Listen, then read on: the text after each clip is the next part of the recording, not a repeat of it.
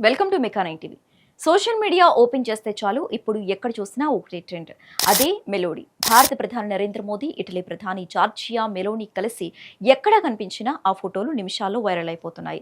వీరిద్దరికి సంబంధించిన మీమ్స్ నెట్టింట్లో హల్చల్ చేస్తున్నాయి. ఈ ఫోటోలు, వీడియోలు మెలోనీ ఎంతో సంతోషంగా, ఆహ్లాదంగా కనిపిస్తోంది. అయితే ఇదంతా ఫన్ తెప్పించే విషయమే అయినా బయటకు ఎప్పుడూ నవ్వుతూ కనిపించే జార్జియా మెలోనీ జీవితంలో ఎవ్వరూ చూడని ఎన్నో కన్నీళ్లు, అవమానాలు, పోరాటాలు దాగున్నాయి. ఆమె రియల్ లైఫ్ స్టోరీ తెలుసుకుంటే ఎవరికైనా సరే కన్నీళ్లు ఆగవు.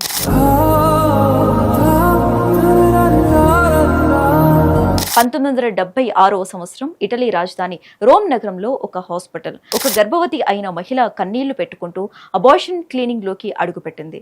అప్పటికే ఆమెకు ఒక పాప ఉంది. భర్త ఆమెను వదిలేసి మరొకరితో దూరంగా పారిపోయాడు. జేబులో చిల్లుగవ్వలేదు, తలదాచుకోవటానికి సరైన ఇల్లు లేదు, నాకే బతకటానికి దారి లేదు, ఇంకో బిడ్డను కని నేనెలా పోషించగలను అనే భయంతో తన కడుపులో ఉన్న బిడ్డను తొలగించుకోవాలని ఆ డాక్టర్ల దగ్గరకు వెళ్ళింది. ఆపరేషన్ టేబుల్ మీద పడుకోబోయే ముందు ఆమెకు తీవ్రంగా దాహం వేసి ఒక గ్లాసు నీళ్లు తాగి వస్తాను అని బయటకు వచ్చింది. ఆ ఒక్క గ్లాసు నీళ్లు ప్రపంచ రాజకీయ చరిత్రని మార్చేస్తుంది. నీళ్లు తాగుతున్నప్పుడు ఆమె లోపల ఉన్న మాతృమూర్తి మేల్కొంది. నా బిడ్డను నేను ఎందుకు చంపుకోవాలి? ఎంత కష్టం వచ్చినా సరే నేను కష్టపడి నా బిడ్డను బతికిస్తాను అని కన్నీళ్లు తుడుచుకుంటూ ఆ హాస్పిటల్ నుంచి బయటకు వచ్చేసింది. అలా మృత్యువు అంచుల దాకా వెళ్లి జనవరి 15, 1977న ఈ భూమి మీదకు ప్రాణాలతో అడుగుపెట్టిన ఆ ఆడబిడ్డే నేడు ఒక అగ్రరాజ్యానికి ప్రధానమంత్రి అయిన జార్జియా మెలోనీ. ఒకప్పుడు ఎవరికైతే ఈ సొసైటీలో చోటు లేదు అనుకున్నారో నేడు ఇటలీ దేశ చరిత్రలోనే తొలి మహిళా ప్రధానిగా రికార్డు సృష్టించి ఆ దేశంలో అత్యధిక కాలం అధికారంలో కొనసాగుతున్న ప్రధానుల సరసన నిలిచారు.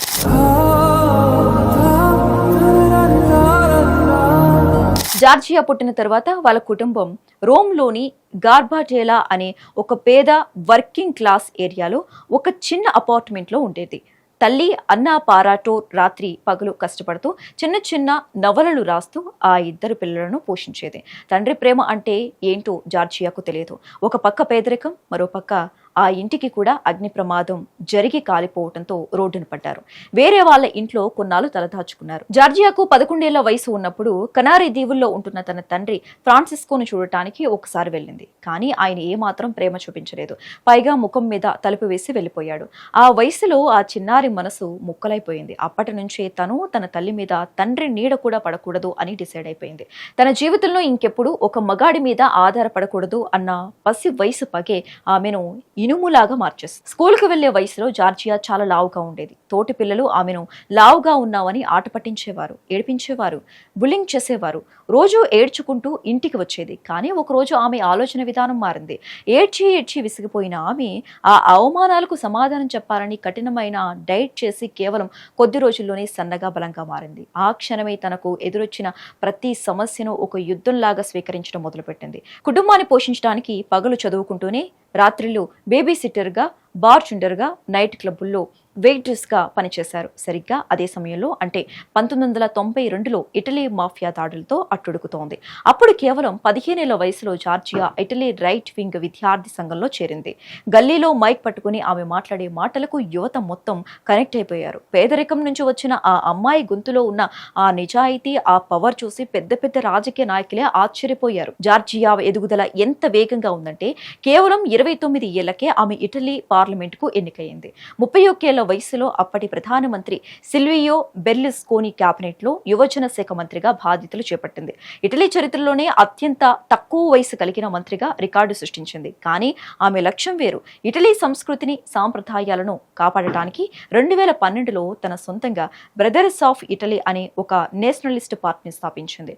2019లో ఒక సభలో ఆమె ఇచ్చిన స్పీచ్ ఇటలీ చరిత్రని మార్చేసింది. నేను జార్జియాని, నేను ఒక మహిళను, నేను ఒక తల్లిని, నేను ఇటలియన్ని, నేను క్రిస్టియన్ని, నా ఐడెంటిటీని లాక్కోవటానికి మీరెవరు అంటూ ఆమె చేసిన సింహగర్జన సోషల్ మీడియాలో వైరల్ అయిపోయింది.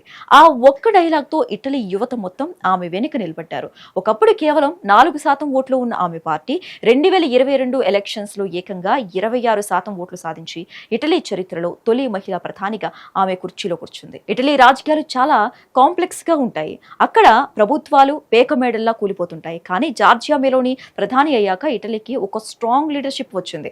1980ల తర్వాత ఇటలీలో అత్యధిక కాలం పనిచేసిన 3వ ప్రధానిగా ఆమె రికార్డు సృష్టించింది. దౌత్యపరంగా ఆమె తీసుకున్న నిర్ణయాలు ప్రపంచాన్ని షేక్ చేశాయి. China belt and road project నుంచి ఇటలీని లాగేసి డ్రాగన్ కు ఊహించని షాక్ ఇచ్చింది. యూరోపియన్ యూనియన్ లో తనకంటూ ఒక స్ట్రాంగ్ వాయిస్ క్రియేట్ చేసుకుంది. ముఖ్యంగా మన భారతీయ సంస్కృతి అన్న, మన ప్రధాని నరేంద్ర మోదీ అన్న ఆమెకు ఎనలేని గౌరవం. రైట్ వింగ్ ఐడియాలజీ కలిగిన ఈ ఇద్దరు నాయకులు కలిసినప్పుడు ఇంటర్నెట్లో మెలోడీ ట్రెండ్ ఏ రేంజ్ లో ఉంటుందో మనందరికీ తెలుసు.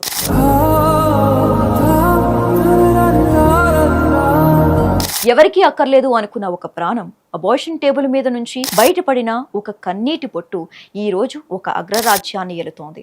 మా ఇంట్లో డబ్బులు లేవు, నాకు తండ్రి సపోర్ట్ లేదు, నన్ను అందరూ అవమానిస్తున్నారు, నేను జీవితంలో ఏమీ సాధించలేను అని డిప్రెషన్లోకి వెళ్ళిపోయే నేటి యువతకు ప్రతి ఒక్కరికి జార్జియా మెలోనీ జీవితం ఒక అతిపెద్ద ఇన్స్పిరేషన్. ఆత్మవిశ్వాసం, పట్టుదల ఉంటే మురికివాడలో బార్ టెండర్ గా పనిచేసిన ఒక సాధారణ అమ్మాయి కూడా దేశాన్ని శాసించే స్థాయికి ఎదుగుతుంది అనటానికి ఇంతకంటే బెస్ట్ ఎగ్జాంపుల్ మరొకటి ఉండదు.